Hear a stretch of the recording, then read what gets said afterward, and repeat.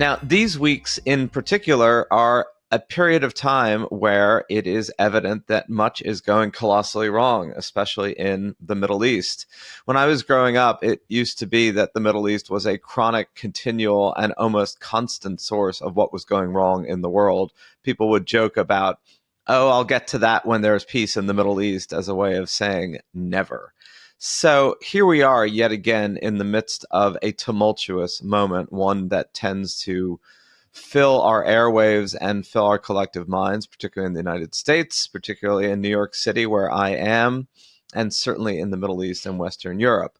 Whether it attends the same level of heated attention elsewhere in the world is an open question, and one that probably bears remembering, in that we, as in the Western world in particular, Americans, particularly in a place like New York with a large Jewish population, or in Western Europe with its own incredibly tortured legacy about Jewish and Christian, and if you're in Spain, Muslim, Jewish, and Christian relations. So this becomes a conflict of intense focus for us, but it is not a conflict of the same intense focus if you are Congolese or if you're South Asian, insofar as it is more like what Americans view conflicts in sub-Saharan Africa. It's over there, it's tragic, it's destructive, it shouldn't go on, but it's not something that creates quite the same level of emotion that this does, and has for, as I said, most of my lifetime. What's been anomalous in the past years, hard to know exactly how many years, is that the temperature of this particular set of conflicts has gone down and not up, and is now again flaring with intensity. Whether that continues to flare with intensity because of the moment, which is heated, remains to be seen, and will depend a lot on what people do right now. So what does one do in the face of that? What does one do when we are, as we are at the Progress Network, dedicated to viewing the world more from a cup half full perspective, and to look assiduously at what's going right and not what's going wrong? We have said all along, and Emma, in our weekly newsletter, What Could Go Right, did a brilliant job indicating that this has never been an endeavor that attempts to ignore or downplay all that is absolutely going wrong in the world. And it's moments like these where one needs to balance the awareness that an attempt to view the future constructively in no way precludes recognizing all that is horrifically wrong in our present. Emma, maybe you wrote really compellingly and passionately about all this. How do you think people should balance, or attempt to balance, that yes, the future may be our collective birthright to create in a more constructive way, and yet we're faced in the present often by things that seem irreconcilable with a constructive, positive view of the world, either of the present or of the future?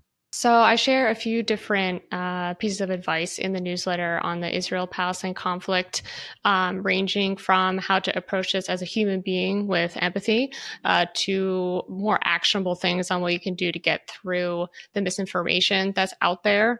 I think number one, we all have a natural response to this, which is one of compassion, right? We don't need to force ourselves into a pro-Israel or pro-Palestine binary. Other people might be asking us to take a side, quote unquote. But I think from a universal human perspective, we can all look at this and look at the suffering of the Israelis that were killed by Hamas. Now look at the suffering of the Palestinians that are getting their buildings demolished by airstrikes from Israel, and feel for that, right? That all of those lives are worthwhile. And those lives ending are a product of a devilishly complex and long history that most of us, myself included, are not experts in. So we can take a pause, and before we react to the political realities or our opinions of what this state should do or that state should do, just respond with empathy and try to carry that empathy through our interactions and participation, particularly online. So that was number one. And there are some other people that have had excellent responses to that along those lines. Esther Perel put out a beautiful post along those lines, as did Isaac Saul. of Tangle News and who's a Progress Network member. I just mentioned a couple of people just to highlight, because there's been a lot of, I can't believe how people are reacting to this reaction right now. And people tend to focus on the worst of what people are putting out there into the social media and media space. But there are lots of reactions coming from this place that I just described. So that's number one. And number two was a few ways that we can kind of behave like journalists in the way that we approach the information that we are encountering, both in the mainstream media and on social media.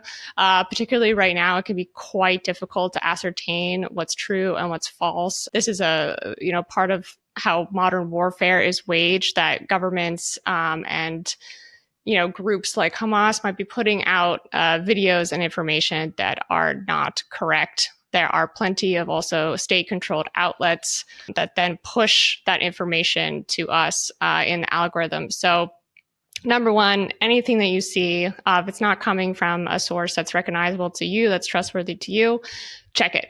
And if you don't have time to check it, just pause and don't share it, don't react to it, don't take it as for what you see on face value. A lot of these outlets that are state controlled, that are backed with money from Qatar or Russia, it comes up immediately in a Google search. We can all thank our lucky stars for Wikipedia because that comes right up. So do that, number one. And number two, just as a general piece of advice, just wait. If there are really shocking revelations that are coming out that seem to defy sort of our bounds of normality. We've had a few of those, right, with the babies being beheaded or phosphorus bombs by Israel.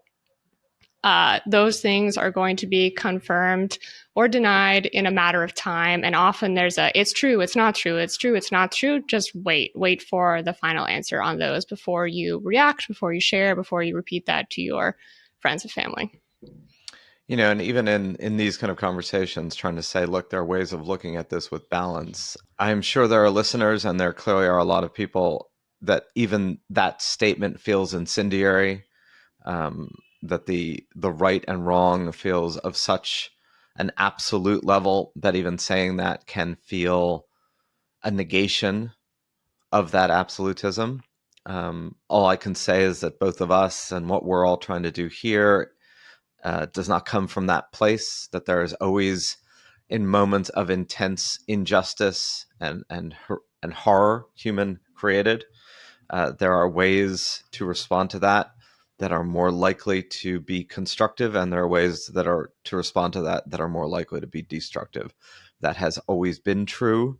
That is true at any moment in the past, and it is equally true in the present. And it's way harder to apply that when you're living through it than it is to apply that retroactively when you're looking at and dissecting what happened in the past. So, I get that it is almost impossible to talk about this without pushing someone's buttons to the extreme. That's not our intent. And I think the idea that one can look at all of this with compassion is simply true. Maybe it wasn't true about the Holocaust. Maybe having compassion for just mass slaughter, and we're not saying like have compassion for those killing people in cold blood per se, although there is entirely a religious tradition that would urge that as well, that we're all human beings, but that's a whole other discussion. But we are saying that, rage, fear, and huge pain is really the source of action that leads to the future we want to create, full stop.